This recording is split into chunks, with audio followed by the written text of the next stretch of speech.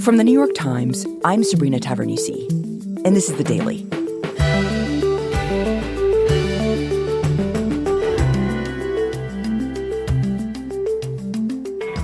In the 2 years since the U.S. pulled out of Afghanistan, what was feared has now come to pass. The Taliban has shut women and girls out of public life. My colleague, Christina Goldbaum, traveled across Afghanistan to talk to women about how they're managing these changes. What she found is not what she expected. Today, she brings us the stories of 3 women. It's Monday, June 5th.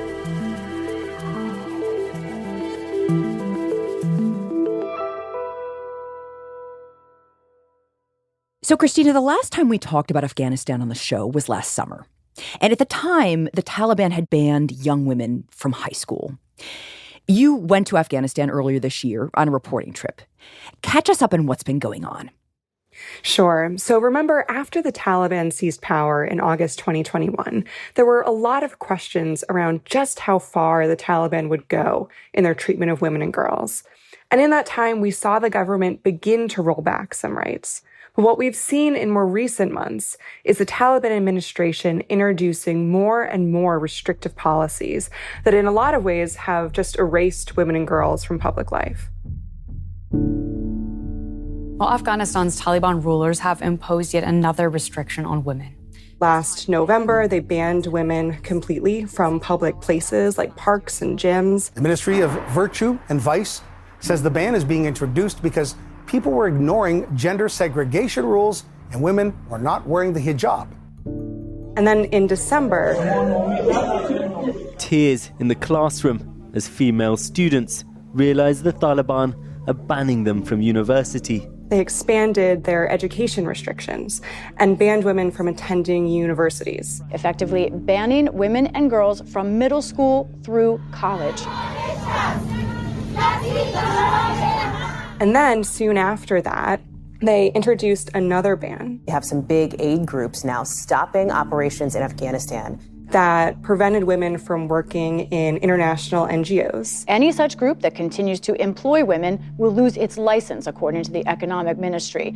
And then a couple months later, barred them also from working at all UN agencies in Afghanistan.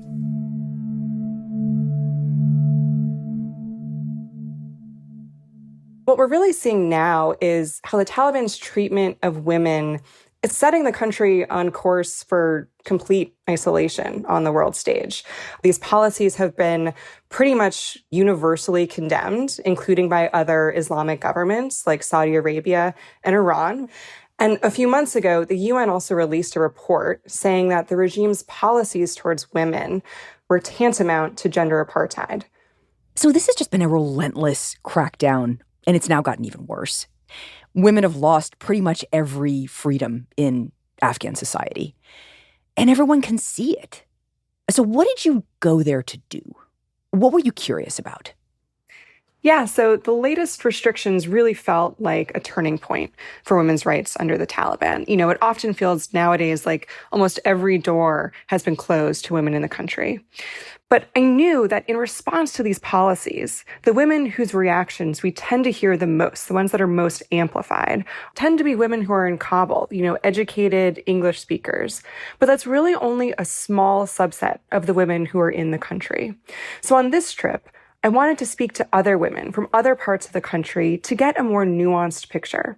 So a few colleagues and I traveled across the country to speak to women of all walks of life and try to understand how they were experiencing all of the changes over the last several months. So where did your journey start?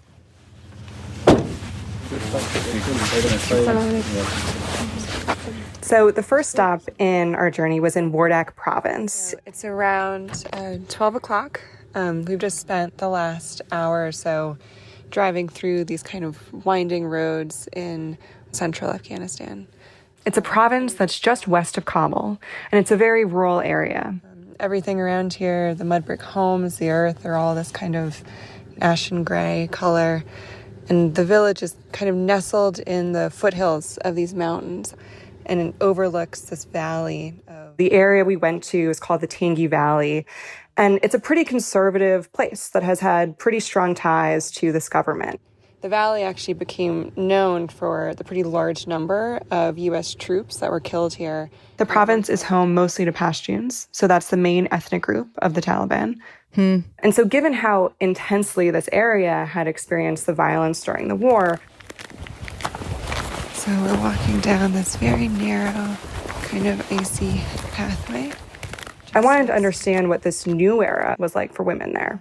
And we're going to the home of a woman, and we're going to go talk to her about how she... So I got into this village.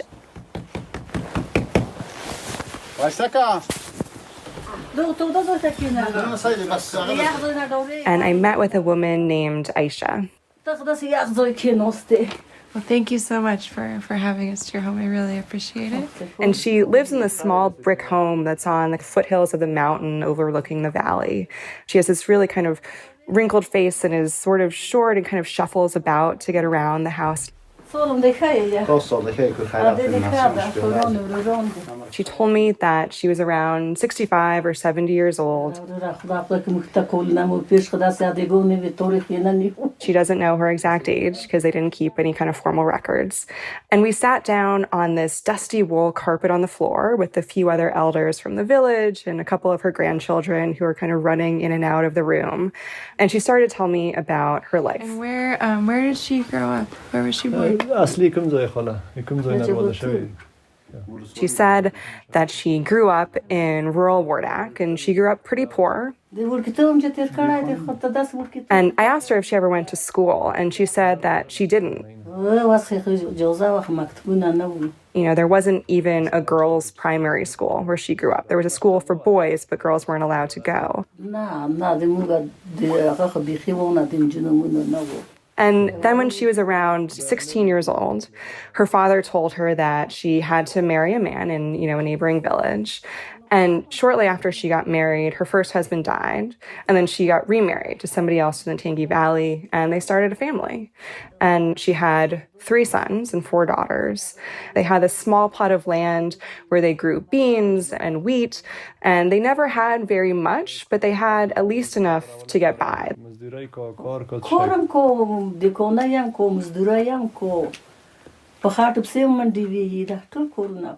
And then the war started.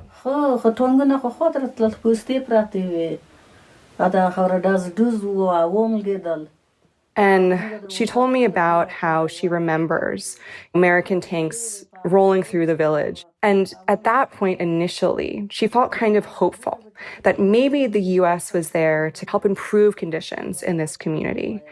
And then pretty quickly, she realized that that wouldn't be the case. As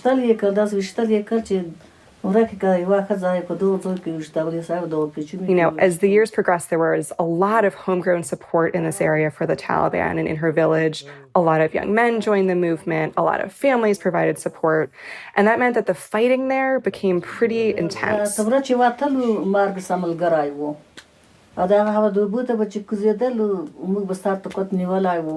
The way that she put it was that, when they would leave the house, death was their companion. It happened that frequently that people were killed. And it got so bad that at one point they even moved to a different village, trying to get away from the fighting. But it wasn't long until the devastation reached her home, too.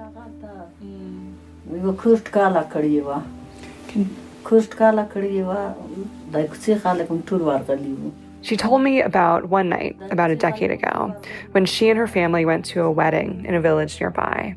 And after the celebration, her second oldest son, Shireen, stayed in the house where the wedding took place.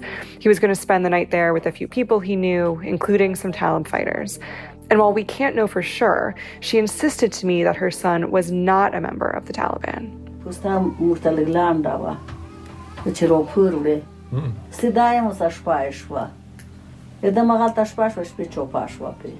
And that night, the house was hit in what she said was an airstrike, and her son was killed.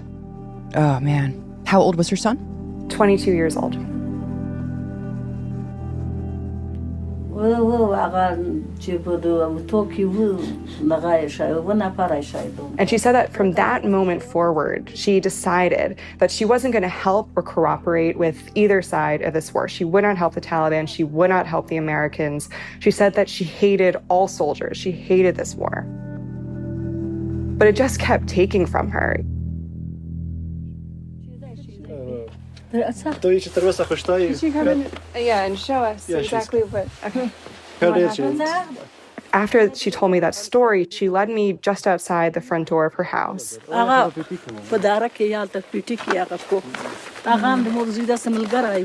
To explain the second tragedy that happened to her and her family. It was a few years later after her son Shireen was killed.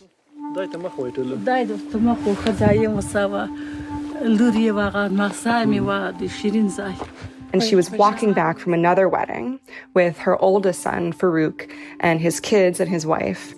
And she said at this point she was so used to the war that she used to carry a flashlight and point it at herself so that anyone who was watching would know that she was a woman. She wasn't a combatant. She wasn't a soldier. Wow. And this night it was late. It was around 9:30. And she heard this gunshot. And then she heard her son let out a sound.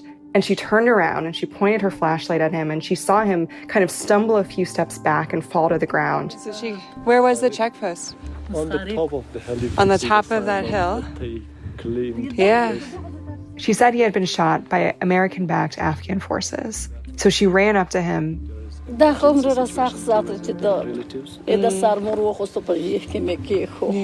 And she still remembers kind of leaning over him. When he was on the ground there, she grabbed onto his hand. She put his hand on her leg. And taking his hand in her lap and having it there as he died. So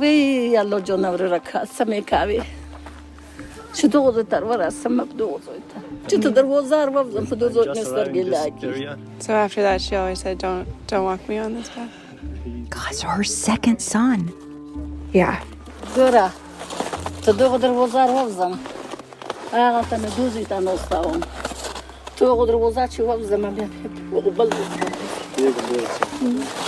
when she comes out her front door, she sees the tomb of her youngest son. And when she goes out the back door, she sees the tomb of her eldest son. Both of them were killed.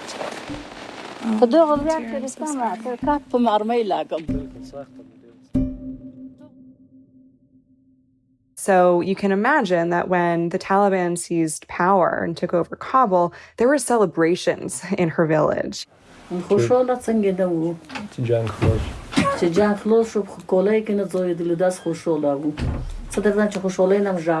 She remembers crying from happiness that this war was finally over. And she said that now she feels this sense of peace and of security. She can travel and see relatives that she hadn't seen for years. She can leave her house comfortably. And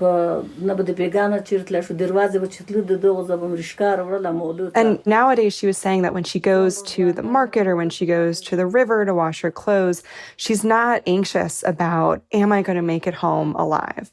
And how now that the war is over, she has this kind of newfound freedom. So normal life has come back, which is a huge relief. But what about all the changes the Taliban's made since they took over? What did she say about that? Well, she did acknowledge that in a lot of ways her life has gotten more difficult now.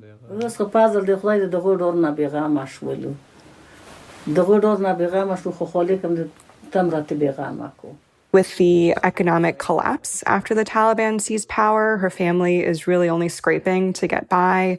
There isn't much work for her one surviving son. Sometimes they don't have any food to eat for dinner besides bread and tea. And when I asked her what she thought about the government's restrictions specifically on women, she said that she disagrees with them.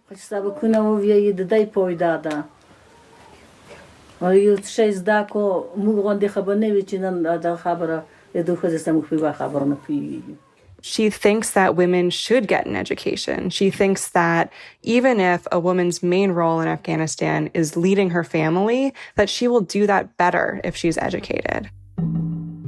And at one point, she kind of pointed to her granddaughter who was sitting, right beside her with her head in her lap. And she said that she's afraid that her granddaughter will grow up and just like her, be uneducated, be illiterate. She won't have a brighter future. But for her, after what she experienced over the 20 years of war, the loss that she experienced, the violence that her family experienced, for her, the idea of an education for girls is seen as kind of a luxury. It's something that to her is less important than just staying alive and surviving. So Aisha is basically saying here that she's willing to tolerate these really extreme policies against women and girls if ultimately it means being safe, which is just a really practical human response to the violence of war. It is.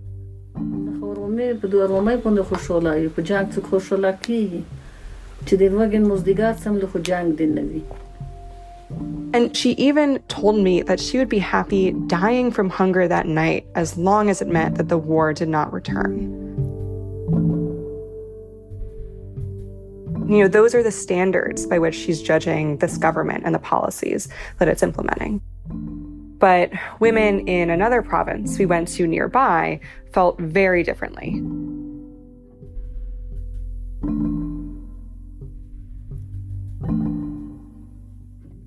We'll be right back. So, Christina, tell me about the next province you went to. What happened there? So it's around 10:30 a.m. and we're in Bamiyan. So a few weeks later, I went to Bamiyan. It's the province just west of Wardak. And this area is home mostly to Hazaras. It's an ethnic minority in Afghanistan. They're Shia, not Sunni, like the Taliban. And the group has historically faced a lot of persecution in the country. So very different from Aisha and her community in Wardak. Exactly. When the Taliban first came to power in the 90s, a lot of people here were killed at that time. And then after the Taliban's first government was toppled, Hazaras across Afghanistan benefited a lot from the U.S. intervention. They went to universities, got degrees. It was like a 180, things kind of completely changed. And so when the Taliban seized power again, there was a lot of fear about what this chapter in Afghanistan's history would mean for them. We're here to meet a woman who's continuing to teach girls who are in high school. So I've got a face mask on. We're trying to go a little bit low profile. And one reason I wanted to go there in particular is because we had been talking to this teacher turned activist who was running a secret school for girls in Bamiyan. A secret school? Yes, an underground school. We're in now this kind of neighborhood that's kind of tucked away into the mountainside. We're just trying to figure out where exactly it is. And eventually we got to this house that looked like any other. And we walked in. And inside it, there were these 3 rooms that had been transformed into 3 small classrooms.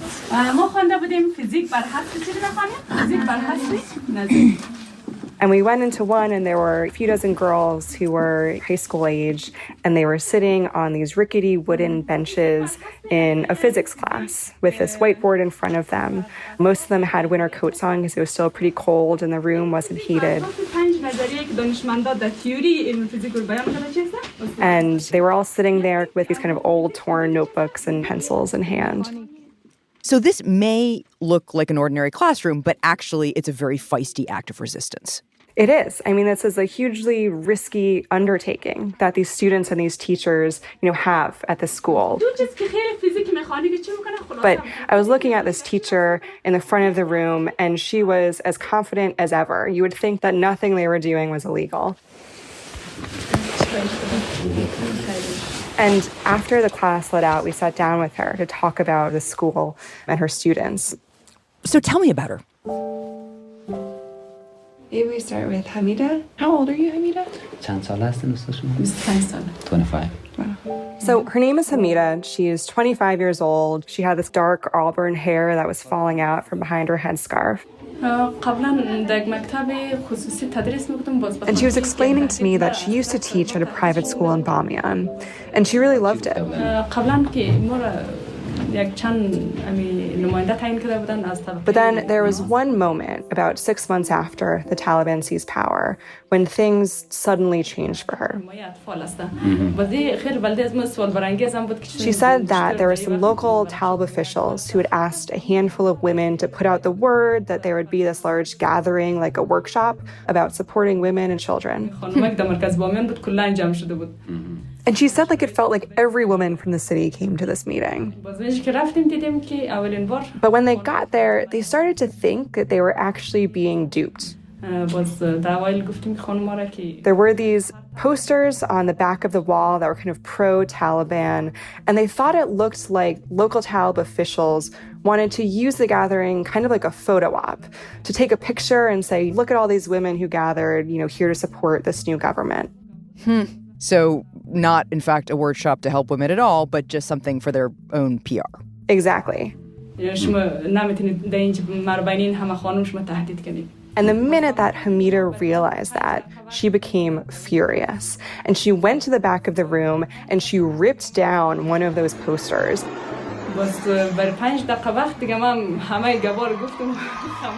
And then she gave this fiery speech about how she didn't think the Taliban represented them, and she wouldn't be here to stand for this. Wow, it's pretty brave. Yeah, and there was a video of that kind of made the rounds on social media.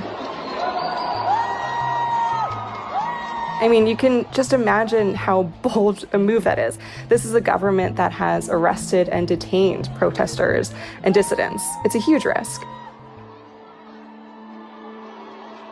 And so basically from that point forward, she felt like she had this target on her back.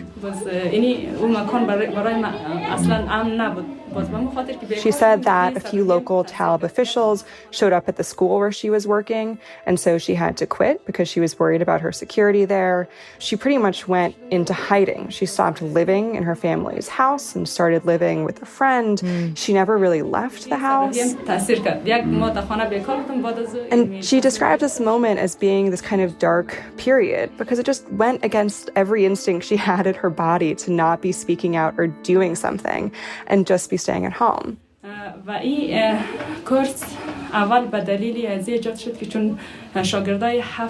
so when she started to see what was, happening with all these restrictions a couple months later, she basically said, enough is enough. She gathered a few other teachers she knew in the fall of last year, and they decided to start this underground school for girls.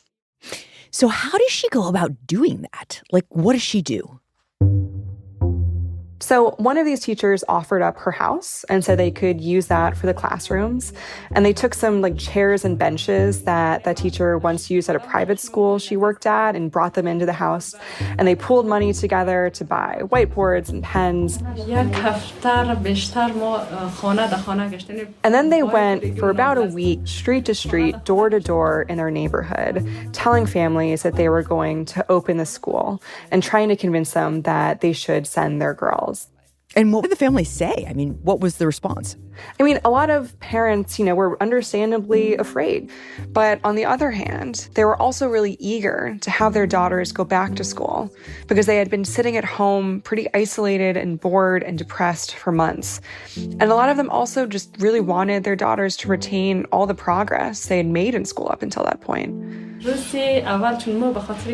the first day, they had about 50 students show up. And then by the end of their first week, that number had shot up to 150 girls who were all there sitting in classes. Wow. Every family contributes whatever they can. The community offers up donations for supplies. And Hamida also said that she and other teachers prepared as best they could to keep this thing underground. They have students come at slightly different times to kind of stagger their entrance and stagger their exits. Wow. Only people in the neighborhood really know about the school, and they'll keep an eye out, too, for anyone who they think is maybe a Taliban intelligence officer. It's really this whole community effort to keep this going and keep girls in the neighborhood going to school.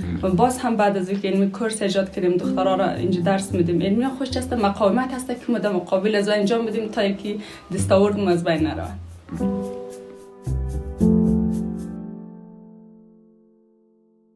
So Is Bamiyan and the secret school an outlier? Like, is this very unusual for Afghanistan?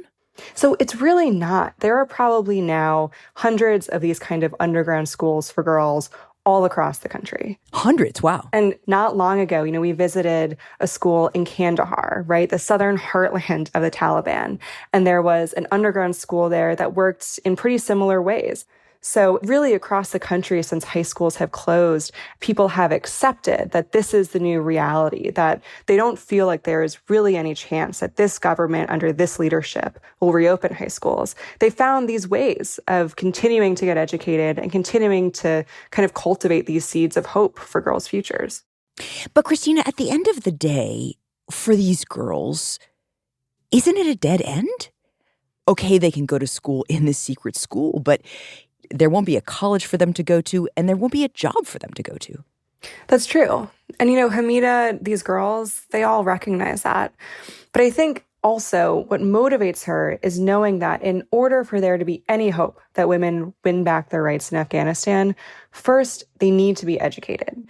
Hamida and these girls want to prepare for whatever comes next because they hope they might be able to use this education and bring the country forward. Right.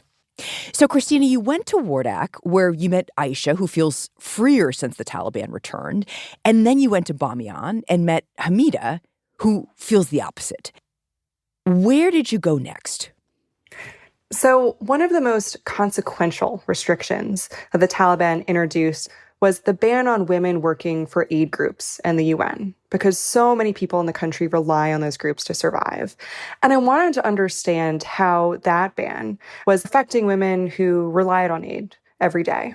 So it's around 5 p.m. We're on the outskirts of Herat, this big city in northwestern Afghanistan. So we went to Herat, which is a city in the northwest part of the country. It's along the border with Iran. It's known for the kind of poetry and art that comes out of it. But Herat's also surrounded by some of the country's poorest provinces. There's Farah to the south, which is pretty much just desert. There's Ghor to the east, which has historically been one of the poorest areas of Afghanistan. And Baghdis to the north, which has been hit by drought for the last couple of years. And so over the past couple of decades, Herat's become this kind of hub for people who were displaced from their homes and were looking for aid, because a lot of the big aid groups have bases in that city.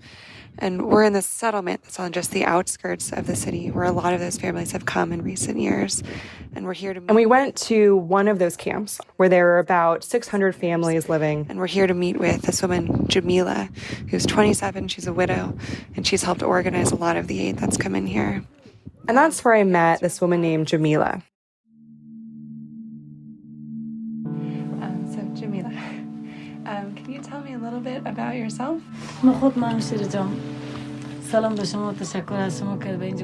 She moved to the camp around 5 years ago after her husband died. And it was a really rough time because her husband, who was a day laborer, was the breadwinner for her and her children.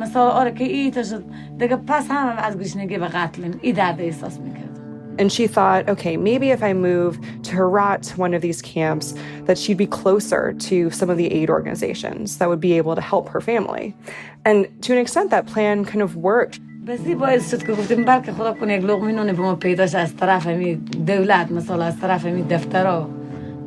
said that they got food aid from groups like the World Food Program.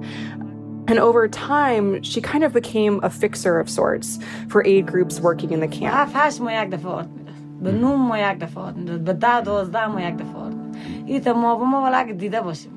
So if they were going to do a food distribution on a particular day, they would call her up and she would get the word out to people that they needed to be at this particular place at this particular time. If other women in the camp needed anything, they would go to her. And then she had the number for people to call to say, hey, we need some more flour. Hey, we need some more oil. We need medical help.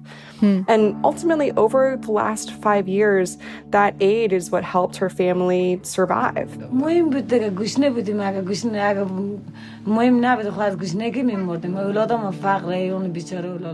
for a while, she was even hopeful that if things continued in that way, that she'd be able to send her kids to school. And she had this kind of hope.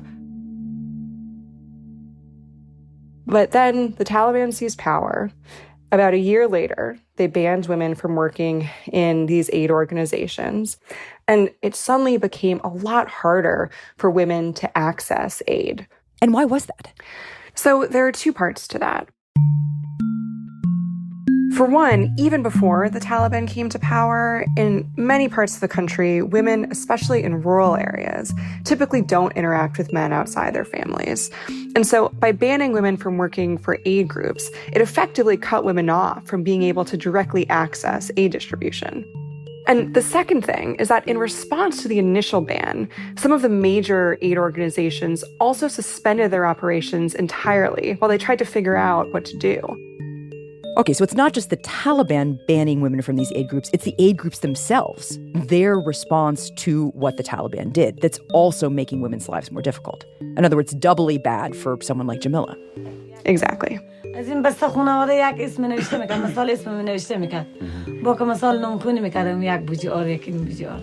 Practically what it's meant for Jamila is that on the one hand, some organizations aren't working anymore. So this lifeline she had, people she could call and get help, suddenly they're telling her, sorry, our operations have been suspended. We can't come deliver you a food parcel. And on the other hand, the aid organizations that are still working, many of them are only using men for, say, food distribution. And because Jamila is a widow, she doesn't have a husband she could send in her place. Right. So what this means pretty much is that she's kind of lost access to the steady stream of food that she once had.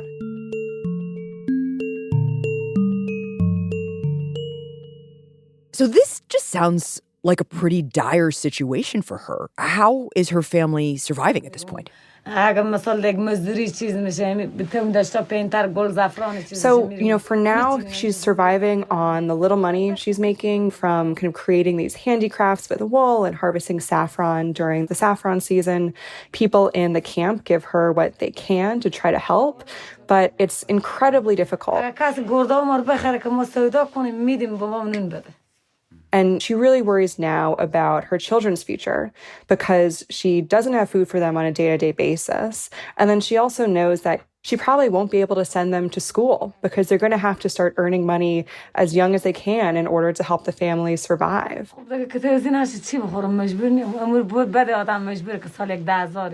And she's especially worried that if things continue like this for a long time, she'll have to marry off her very young daughter in a couple of years or promise her for marriage in order to get the dowry money from the groom's family.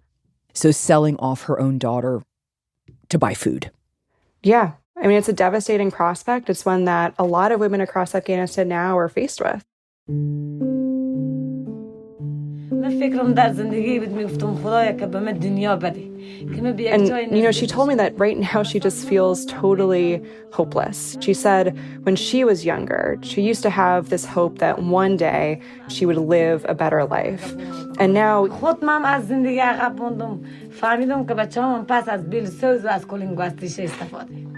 she told me that she'll take the dream of a better life with her to her grave. That is how she feels about the current situation. Yeah. She is single-mindedly focused on basic survival. And what her story does really show is that the world hasn't figured out how to help women in this gender apartheid state. Exactly. I mean, what Jamila is living through now just really epitomizes that dilemma, right? How does the world interact with and respond to the Taliban? And when I asked her about, what she thought of all of this, she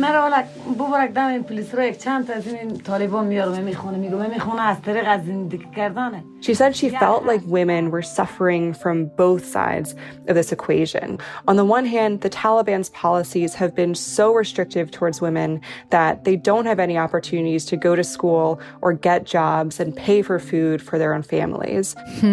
So that's what she would say to the Taliban. What would she say to the NGOs who are saying, we'll just leave? And on the other side of it, she said that if she could talk to the heads of these international organizations, she would say, look at how my family is suffering.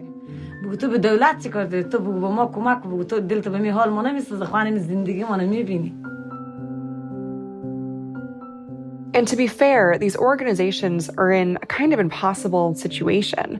I mean, they're faced with this choice between either delivering life-saving aid that may not reach women at all if they're only using men to deliver it, or upholding these principles of gender equality that are at the core of a lot of their missions. It's an incredibly tough spot to be in. But in the meantime, as the rest of the world tries to figure out what to do, ordinary Afghans in the country are suffering.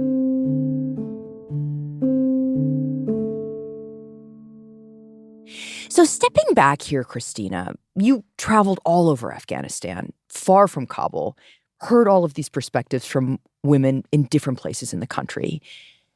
Fundamentally, what did you take away from your trip and from all those conversations? So I knew going into this that it had become pretty clear that the Taliban government, under this leadership with its current emir, is determined to roll back the clock on women's rights. You know, his vision for women in the country is much like it was in the 90s. That hasn't changed. Another thing that hasn't changed is that the international community, especially the West, is really struggling to create any kind of coherent policies towards Afghanistan. But one thing I was surprised by was just how much women had changed in such different parts of the country over the last 20 years. And you can really hear that in the stories of these women. You know, Jamila only has an elementary school education, and yet she was sitting and talking to me so in depth against the Taliban's recent policies. Hamida is from Bamiyan, a place that has a terrifying, devastating history with the Taliban, and yet she is defying the Taliban's edicts day in and day out at great risk to herself. And Aisha is a grandmother from a Taliban stronghold who never got an education herself. And yet, even though she prefers life under the Taliban, she is still advocating for her granddaughter to go to high school. I mean, all of that is pretty incredible. And it shows how while it might be easy for this government to enact these restrictive policies, it's going to take a lot longer and be a lot harder for them to weed out these values that have taken root across the country over the last 20 years. وقتی که خانم‌ها فعلا از حقوق فردی خود تک حتی خانم باسواد میفهمه که ما در جامعه چه حق داریم. And Hamida in particular spoke to me really powerfully about that. But she also offered a kind of warning. کسایی که دخترایی که اگر که شرایط تغییر نکنه شرایط به سیستمی که هست پیش بره. She said that right now, women have this window where they can maintain some of the gains they've made in the last 20 years. But she worries about what happens in 5 or 10 or 15 years down the line if things continue the way that they are now. The way that she put it, it really sounds like the situation is like a race against time.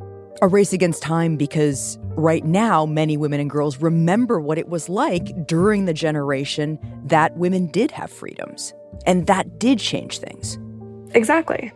You know, she said if young girls today, unlike their moms and their older sisters, if they don't see girls going to school, if they don't see women with any kind of power in society, then that's it. All of those gains will be lost. Christina, thank you. Thanks so much for having me. We'll be right back. Here's what else you should know today. And now, a bipartisan budget agreement. President Biden signed the Fiscal Responsibility Act into law on Saturday, ending the threat of economic calamity from a debt default just 2 days before the government was set to run out of cash to pay its bills. Passing this budget agreement was critical. The stakes could not have been higher. In remarks to the nation from the Oval Office on Friday night, Biden praised the bipartisanship that led to the deal. And it's very good news for the American people. No one got everything they wanted, but the American people got what they needed. And a train crash in eastern India on Friday left 275 people dead, marking one of the deadliest crashes in India's history. Officials investigating the crash are focusing on the possibility that a signal failure caused the disaster. The crash has cast a pall over Prime Minister Narendra Modi's efforts to modernize India's infrastructure, which he's made a central theme in his campaign for a third term. Today's episode was produced by Asta Chaturvedi and Claire Tanasketter, with help from Eric Krupke and Nina Feldman. It was edited by Anita Badajo. contains original music by Marian Lozano, Dan Powell, and Diane Wong, and was engineered by Chris Wood. Our theme music is by Jim Brunberg and Ben Landsverk of Wonderly. Special thanks to Susan Lee, Yaqub Akbari, Safi Padshaw, Kiana Hayeri, and Fahim Abid.